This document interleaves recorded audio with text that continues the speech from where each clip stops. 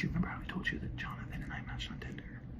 Okay, so I was like, I'm not gonna message him because you remember when I went to the Apple store, like I dated that guy Dylan, and then like he got promoted to be my manager, and then I found out he was dating like half the Apple Care team and like was banging like 3 Apple geniuses, and so I was like, well, I'm not gonna stay with you. So then I broke up with him, and then like it was super messy, and now I can't even go into an Apple store without fear of like, did he transfer to this location? Is he working here now? So like whenever I'm with my MacBook, I have to go to a third party like service provider, which is like not warranted and like not allowed, right? So it's bad. So I was like, never again.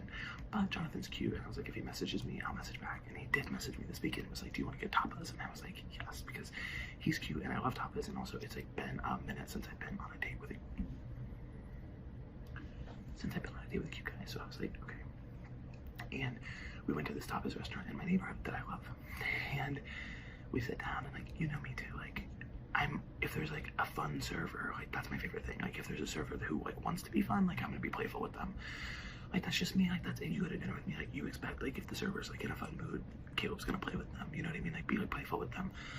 And like if they're not in the mood, I'm not gonna like fuck with them, because like the service industry is a nightmare, and like we all have to get through in our own way. So if like, you're not like trying to have fun, I won't like make you have fun. But if you're trying to have fun, I'll play with you. If you're a server, like I love being playful with like fun servers. Everyone knows that. So she comes over and we like hit it off right away. And she's like, how are you guys? And I was like, not as good as that haircut. And she's like, stop. And I was like, I can't. This is just how I am. And she was like, okay, well, I hate it. And I was like, you love it. And so like, she's laughing and like, I'm laughing. And then Jonathan's like, maybe we should order. And I was like, we just got here. But like, okay. So we ordered, and she goes, awesome. And are we celebrating anything tonight? And she's like, obviously like trying to have more fun. And so I'm like, yeah, me and this guy just bought a condo together. And she was like, okay, like free piece of cake coming your way. And I was like, no, you don't have to bring us cake. I was just kidding. And he goes, yeah, he was just kidding. We didn't buy a condo together. This is our first date. And I was like, what? It's like completely unhinged response. Hey, sorry, I have to be kind of quiet because my roommate's an evangelical Christian, and she's having her reading like Bible study group right now. And like, that's fine. I don't mind. I'm totally happy that they gather here. But like, if they hear that I'm home, she always comes and like kind of passive aggressively asks like, why don't you join us? And it's like, well, it's not, you know, no shade, but like, I'm spiritual, but I'm not really religious, and I'm certainly not an evangelical Christian, right? Like, you know, like, I think God is everyone. Like, we're all God. And like, if you worship a God, like, that's great. Like, all gods are probably the same God anyway. So like, you're right, but so is everybody else. So it's the whole thing. Anyway, so he shuts down the server fund completely, and it's like awkward because now we have to just like have the date, and I'm like trying not to address that he said it, but then he did lighten up a little bit because he starts talking about like his model train collection, and I was like, this tracks, because every guy I've ever dated has had like a strange hobby. Like the guy from the Apple store was like super obsessed with stamp collecting, and I'm like, well, that's useless, but ultimately productive in that it's not harmful and it like doesn't like hurt anybody or bother anybody. So like, sure, collect stamps. But anyway, Jonathan's like talking about his train collection. He's like, I love them. They're so small. Like sometimes I wish I was small enough to ride them myself. And I'm like, well, they're based off of normal trains, which are your size. Like they're based off like human size riding trains. So I was like, that's weird. But he's talking about the trains, and I'm like, okay, at least he's like happy about something. And then he goes, hey, listen, I was weird with the server, right? And in my head, I'm like, yeah, dude, total like Hannibal Lecter, like Silence of the Lambs vibes. It was weird how intense you were. But out loud, I was like, yeah, kind of. I mean, I could see how she would feel that way.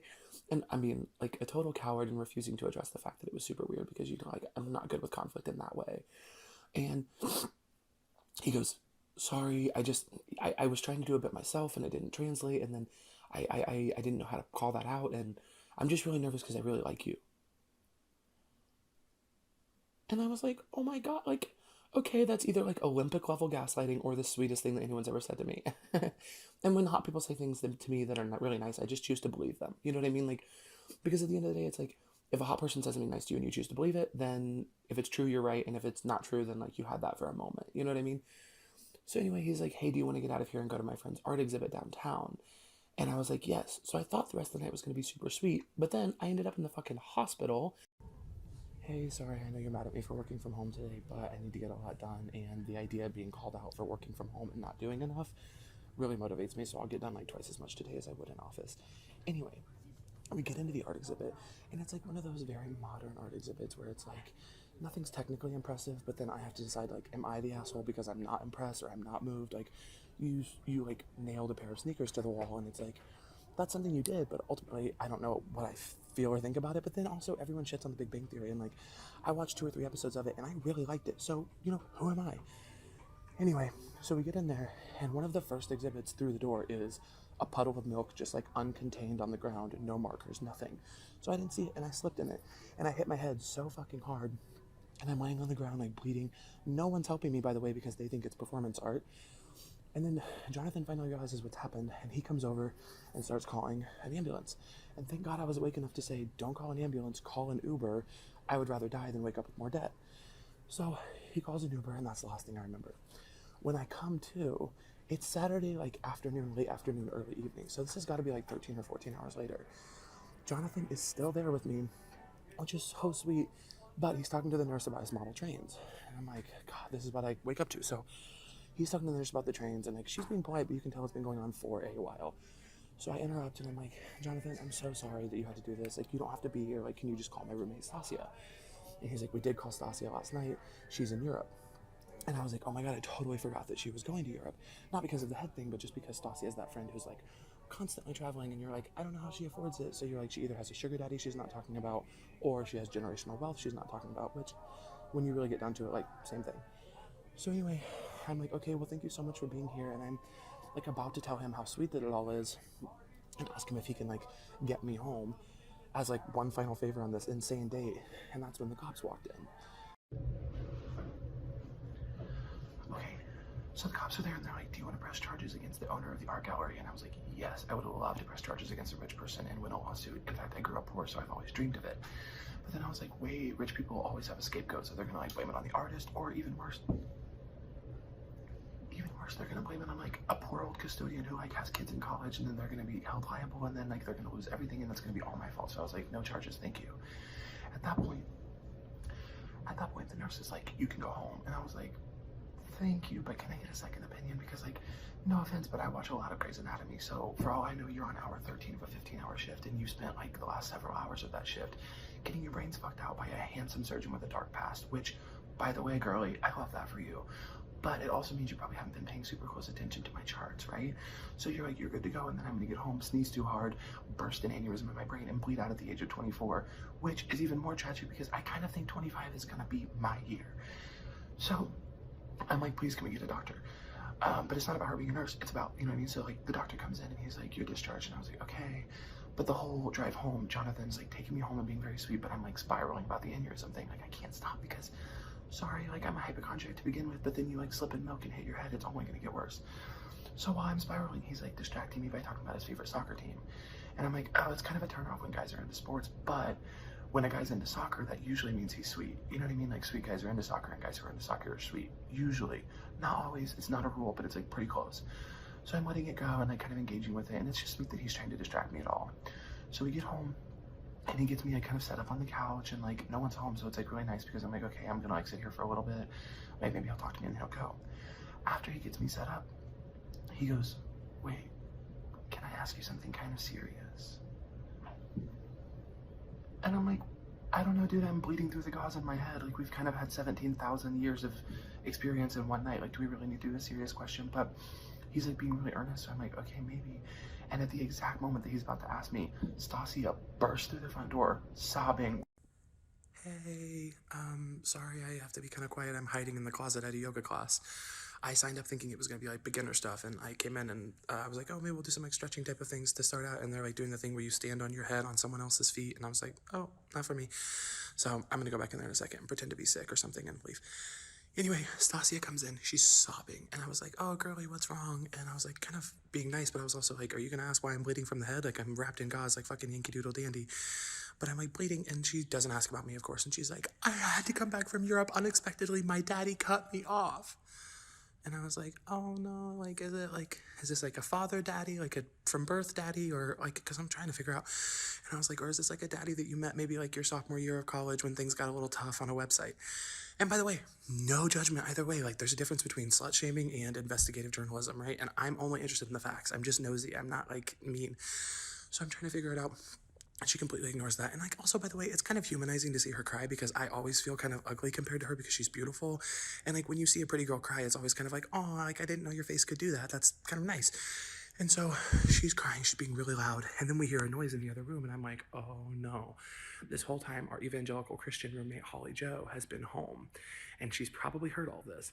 And I'm like, oh no, Stasia, now you've really done it, because you can't listen, like, you cannot be weak in front of an evangelical Christian, okay? Like, it's like water for gremlins. They just, like, attach to it, it makes them go mad, because they see a new recruit. So she comes out, and Holly Jo comes out crying, and I'm like, oh, what is this?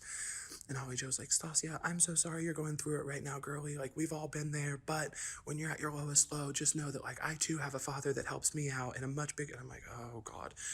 And so Holly Jo and Stasia are hugging and crying, and like Holly Jo thinks she's getting a new recruit, and Stasia thinks that she's just like being supported, and I'm like, this is hilarious. So Jonathan and I are on the couch, like crying, trying not to laugh, like holding in laughter, and I'm like, Jonathan, we can't laugh. And so we're like laughing real quietly, and like, I'm like, Jonathan, pretend to be asleep, maybe they'll go away.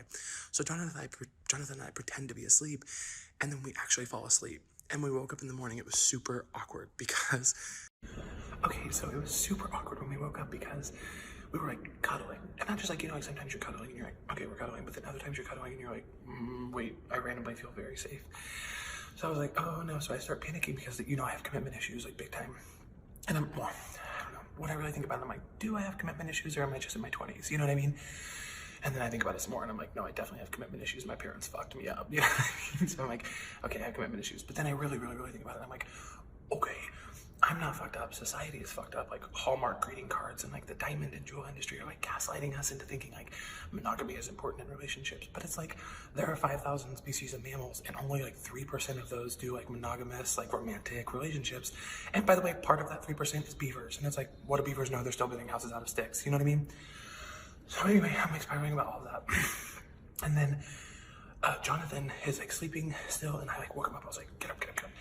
And he was like, woke up and he had that thing where, you know, sometimes when you wake a guy up and he has like a deeper voice and you're like, okay, I'm kind of freaking out actually. But it was really cute. And he was like, hey, good morning. And I was like, hey, good morning. I think you need to go. And he was like, go. I was hoping I could make you breakfast. And I was like, make me breakfast? Like, I'm not ready to move to the suburbs. I'm not ready to be like your Stepford wife. Like, I don't have a 401k. Like, I'm like panicking. I'm like spiraling. And I was like, sorry, you need to go because I need to go to the pharmacy and get the medication for this. And like, I'm still bleeding from the head. And he was like, well, let me take you. And I was like, God, why is he being so perfect? Like, is this good or is it bad? Am I sabotaging? I don't know. Because, you know, I have like a habit of sabotaging things that are going well. And so anyway, I'm like panicking about that. And then we go outside. I was like, I'm going to let him take me. We go outside and his car is gone.